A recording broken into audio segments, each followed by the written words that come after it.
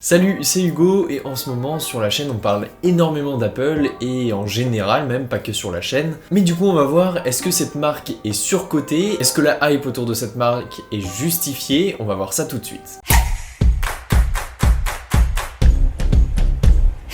Effectivement, depuis la création du premier iPhone, il y a une grande rivalité entre ceux qui utilisent iOS et ceux qui utilisent un autre système d'exploitation. Je ne vais pas revenir sur toute l'histoire d'Apple, bien évidemment tout le monde ou presque a déjà entendu parler de l'histoire d'Apple et je pense que vous avez aussi entendu parler de son acteur principal, Steve Jobs. Perso, j'en ai même entendu parler jusqu'à dans mes cours, dans mes livres d'histoire, etc. Mais assez ressassé le passé, passons maintenant au présent/futur.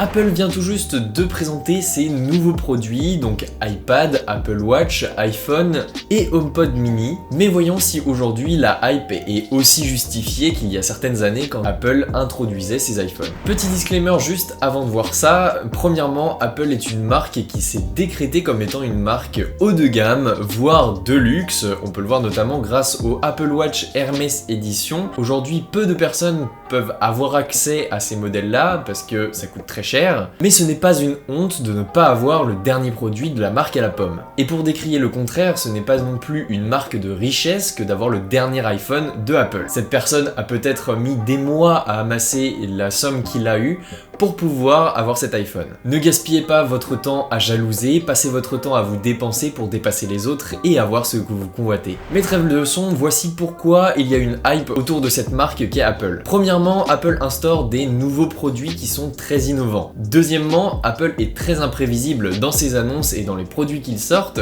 c'est pour ça qu'à chaque fois on est curieux de savoir ce qu'ils vont sortir. Troisièmement, ce sont des produits qui sont tous optimisés avec iOS autour de l'écosystème d'Apple et tout simplement ce sont des produits qui fonctionnent super bien tous ensemble. Ce sont des produits de qualité et fiables qui fonctionnent et dont on ne peut pas dire qu'ils cassent durant les premiers jours. Ensuite, il y a souvent de nouvelles fonctionnalités disponibles tout au long de la durée de vie d'un produit. On a aussi le fameux One More Thing, la chose qui est à la fin de la keynote et qui généralement est un nouveau produit très innovant, même si on n'en a pas eu cette année. Et si j'ai oublié des raisons de la hype sur la marque Apple, n'hésitez pas à le mettre dans les commentaires. Bref, cette année j'ai vu passer tout et n'importe quoi en termes de critiques sur Apple, qu'elles soient positives ou bien négatives. Comme par exemple un pro Apple qui veut absolument acheter un iPhone 12 Pro Max pour pouvoir faire des tableaux Excel dessus, comme des anti-Apple qui disent que le progrès est lassant étant donné que Apple n'a rien sorti cette année comme nouvelle chose, à part un processeur qui est beaucoup trop puissant pour ce qu'on utilise quotidiennement. Je ne suis pas là pour répondre à ces commentaires, mais je vais le faire quand même parce que ça m'amuse. Bien sûr, je vais le faire de manière constructive et objective. Donc déjà, niquez-vous et ensuite prenez du recul sur la situation. Premièrement, pour faire des tableaux Excel, tu seras bien plus confortable sur un Mac ou un iPad si tu veux vraiment un appareil Apple. Et ensuite, je vous parle à vous, mes abonnés. D'ailleurs, si vous l'êtes pas, abonnez-vous. Investissez dans un appareil dont vous avez besoin, qui répondra à vos besoins le mieux possible. Pas forcément un appareil de la marque Apple parce qu'il y a un logo Apple dessus. Ensuite, pour répondre à la remarque du processeur plus puissant, tu viendras pas pleurer dans 5 ans pour dire que ton logiciel d'iOS 19 est trop gourmand et que l'obsolescence programmée. Voilà. Et ensuite, je vous parle à vous, mes abonnés. Encore une fois, si c'est pas fait, non, allez.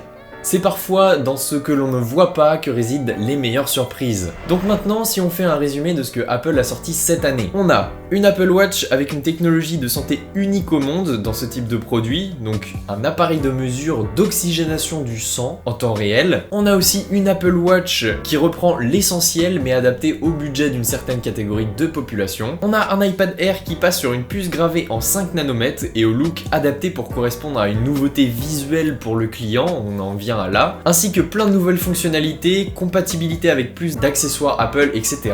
Un iPhone qui se décline en version 12, 12 mini, 12 Pro et 12 Pro Max, avec un nouveau processeur, des nouvelles fonctionnalités, des nouveaux capteurs photo, un nouveau design, des nouveaux accessoires et une adaptation à quelques technologies des anciens Pro vers les modèles 12 et 12 mini. Et je passe les nouveautés en termes de réchauffement climatique, c'est-à-dire développement durable, recherche et développement, etc. Apple essaye de minimiser sa dépendance aux énergies fossiles, mais ça personne le voit puisque c'est pas tangible. Donc on peut dire d'une certaine manière que cette année, Apple coche toutes les cases de la hype qu'on a cité avant. Donc c'est-à-dire des nouveaux produits innovants comme le HomePod mini qu'on n'avait pas vu venir, L'iPhone 12 mini dont on ne savait même pas avant les leaks, une semaine et demie avant que Apple allait faire ça. D'ailleurs pour le test du HomePod, ça va venir sur la chaîne. On a une certaine imprévisibilité comme je vous ai dit parce que une semaine avant que les leaks apparaissent partout sur internet, on ne savait pas que l'iPhone 12 mini allait être réalisé. On a des produits optimisés. Apple a la manie de sortir leur technologie, certes un petit peu en retard par rapport aux autres, mais qui est fiable et qui fonctionne correctement. On a des produits de qualité, comme par exemple sur le nouvel iPhone 12, il y a une technologie d'écran en céramique qui nous assure qu'à fois plus de résistance au choc par rapport aux anciens iPhones, et on a des matériaux d'une qualité incroyable sur les iPhone 12 Pro et Pro Max. De plus, on a des nouvelles fonctionnalités dans tous les sens, je vais pas les citer ici, tout sera dans la description dans les vidéos que je vous ai fait sur la chaîne. Et malheureusement cette année, comme je l'ai dit juste avant, on n'a pas de One More Thing, mais déjà c'est pas mal vu tous les produits qu'on a eu cette année. Bref, je suis absolument pas pro Apple, puisque j'étais sur Android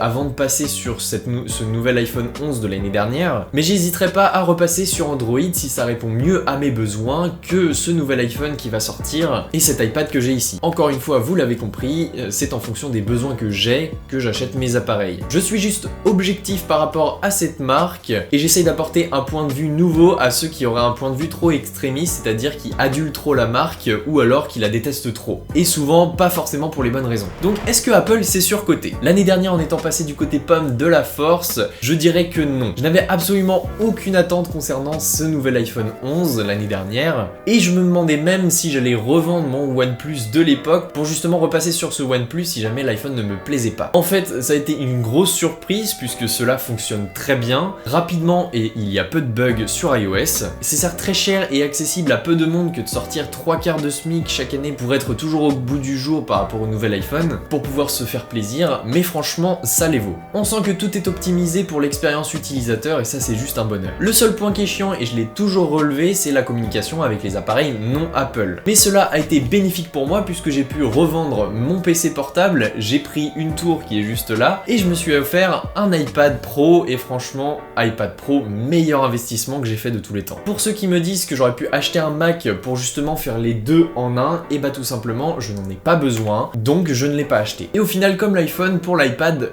tout simplement, je n'avais aucune attente particulière concernant cet iPad à part les fonctionnalités qui m'intéressaient, dont j'avais besoin. Mais encore une fois, meilleur investissement au niveau du rapport utilité-fonctionnalité-prix, franchement, c'est génial. C'est l'appareil que j'utilise en priorité quand je l'ai à ma portée entre mon ordinateur et mon iPhone. Bref, Apple est super performant pour répondre à certains besoins et d'une manière objective, je dirais qu'il vous pousse à faire plus et à être plus créatif grâce à toutes les fonctionnalités qu'Apple propose, que ce soit sur iPad ou sur iPhone. Donc je dirais que non, Apple n'est pas surcoté. Cette vidéo est terminée, donc maintenant, réseaux sociaux, abonnements, cloche, notifications, bref, tout le bordel. Et nous, on se retrouve dans nos prochaines vidéos. Salut tout le monde!